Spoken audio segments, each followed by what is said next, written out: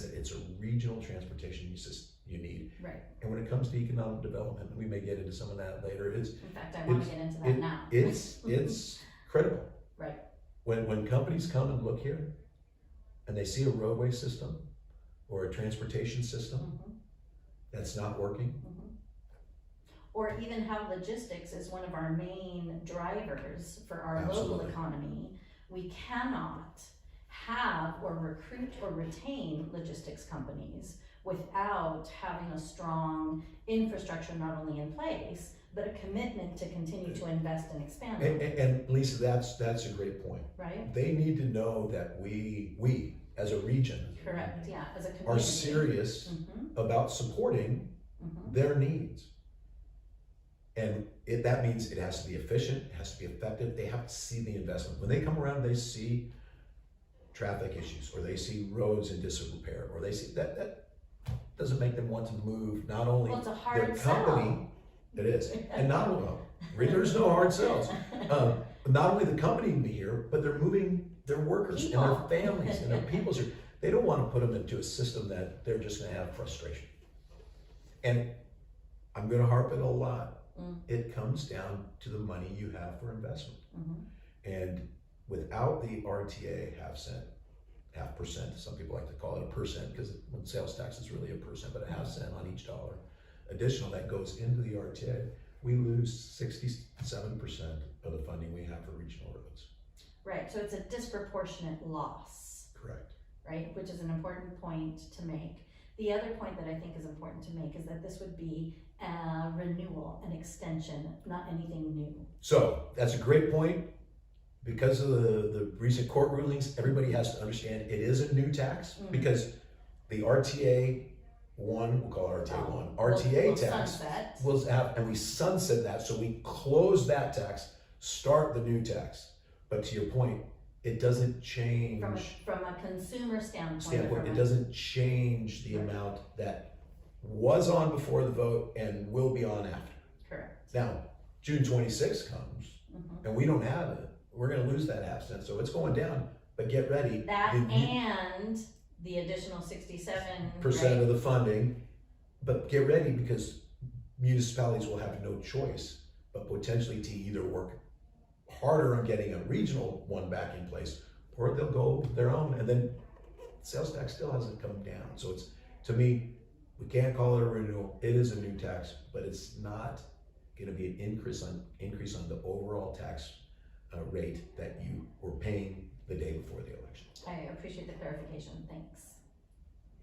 Got to stay out of trouble. Well, as best as we can. I usually they're in the good trouble. There are groups out there that they hear you pitching something that's not factually correct. They want to make sure to make the distinction.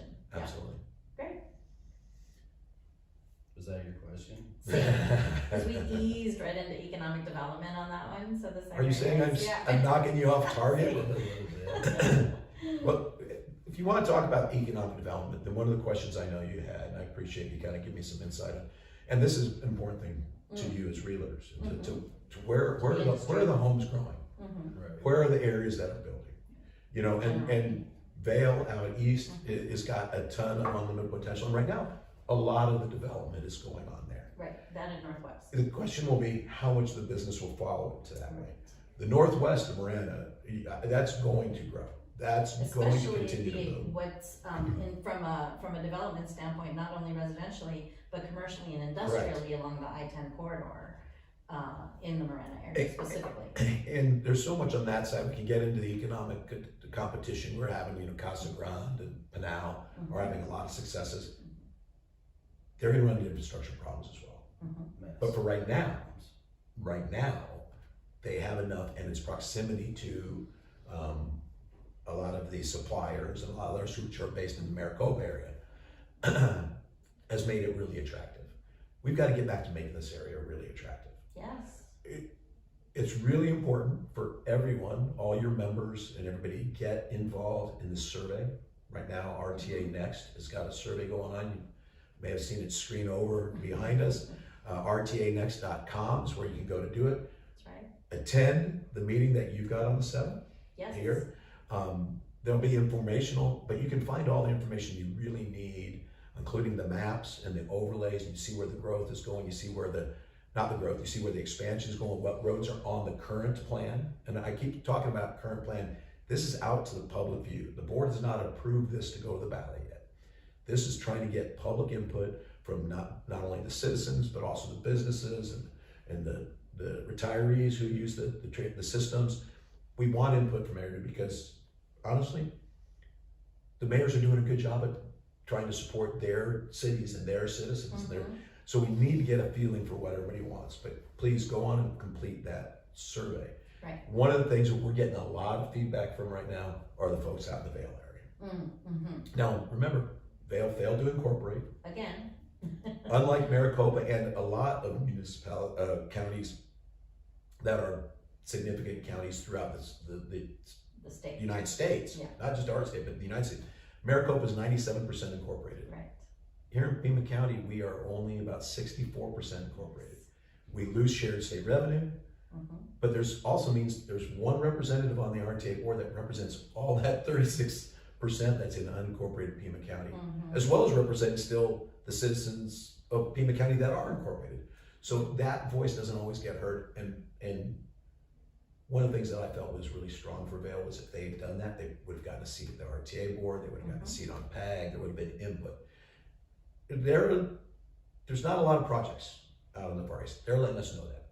They're also letting us know how it's going to impact economic development, how it's going to impact continued growth. And I think they've got a legitimate complaint, but as I've told them, then give us specific projects. Right. The things about the municipalities, they can bring us specific projects. Things And they want to prioritize do. them. And prioritize them. Right, because that's the other aspect. But who's setting the priority out in Vail? Sure, right. Or out in, Yeah, because outside of Rhonda the Day housing Tucson or out in- interchange, right, yeah, and even though multimodal is out there, foreign trade zones are out there, from an economic development Oh, yeah. standpoint, from a commercial. A lot of those- potential. Lots of potential, Lots of potential. right, untapped. Yeah, but without the RTA, if all the municipalities, again, we already talked about not only the number of people that are incorporated, but if you look at the unincorporated land in Pima County, it's over 50%. I mean, most of the land is not incorporated. So if all the municipalities retreat into their own individual footprints, most of the land's not having any improvement. And that's why a regional approach for a transportation system is so important. Well, and that's the business we're in, right, is to bring highest and best economic use Absolutely. of not only the land, but also the infrastructure and the buildings on it. Through economic vibrancy and economic development, we can address all the all the issues we have in this community: crime, poverty, employment, education, because it brings more funding to that. I mean, you know as well as anybody, that kind of growth builds a community and improves a community. And affordability. Yes. Right, because again, the types of companies that would come and stay generally are in industries that have higher paying jobs. And that is a crucial element to the affordability question, besides the supply side, Right. which we also work on, right? So- Absolutely. Yeah. But the transportation infrastructure system is something we all use, we all need. It looks different for different people. People have different things, but if you go through the RTA Next project list, and that's not just the road projects, there's 31 of them right now, but if you don't go even just beyond the road projects, there's $45 million in there for pedestrian improvements. There's in the city of Tucson. There's another $45 million for bicycle improvements and opportunities. And it's not just located in the city of Tucson. That exists also in Greater Pima County. There's some funds for that. So folks who are looking for reasons to say yes can find them if they look. Great. If they insist on saying, well, we need to be more, that's not doing it. We're gonna have This people, at least keeps us in the game. we're gonna have cars on the road. Right, We're gonna have people that want to ride transit. We're gonna have people that want to walk and you live in a 15-minute community. right. The fact of the matter is we're a large county, really large county. Even the city of Tucson is 246 square miles. Right. You're gonna have all sorts of transportation needs. Right, we're in the top 35 metro areas in the country. So Oh yeah. we need to. So we need a reflect that. transportation system that can support that. Correct.